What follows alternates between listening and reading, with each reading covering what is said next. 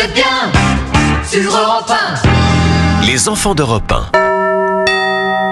Et ce matin, avec les enfants d'Europe 1, c'est un prix Nobel français qui est à l'honneur, Dimitri. Et oui, 10 décembre 1957, Albert Camus reçoit le Nobel de littérature et c'est une consécration, bien sûr, lors d'Autriche pour l'écrivain. C'est aussi une énorme surprise. Oui, c'est un coup de tonnerre parce qu'à l'époque, le prix Nobel couronne en général une œuvre achevée. Et ça fait polémique parce que Camus est à la fois pied noir et algérien, à la fois proche et loin de la terre d'Algérie. Le voici, Albert Camus, au moment de recevoir le prix Nobel. Je vous prie de bien vouloir transmettre à l'Académie suédoise tous mes remerciements pour avoir bien voulu distinguer mon pays d'abord et ensuite un écrivain français d'Algérie.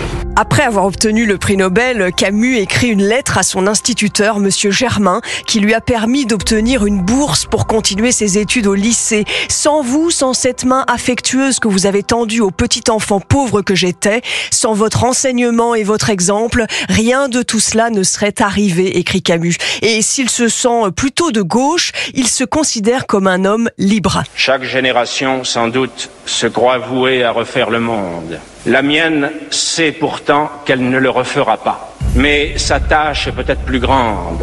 Elle consiste à empêcher que le monde se défasse. Il a 44 ans lorsqu'il reçoit le Nobel. Il vient de publier La Chute. Et à propos de ses origines modestes, Camus disait « J'ai honte d'avoir eu honte ». Ensuite, il est devenu écrivain, homme de théâtre et il a débuté comme journaliste. Il en parlait au micro d'Europe 1 en 57. Je trouve que c'est une excellente école de littérature, dans la mesure naturellement où on ne cède pas à ses facilités, en ce sens que ça vous apprend à dire vite et droit, et que pour moi c'est une des définitions du style. Et aujourd'hui, en Algérie, Albert Camus est un problème, disait en 2013 sur Europe 1 sa fille Catherine Camus. C'est très ambigu, parce que Camus était ce qu'on appelait un libéral. Il avait le plus profond respect pour le peuple algérien d'Algérie.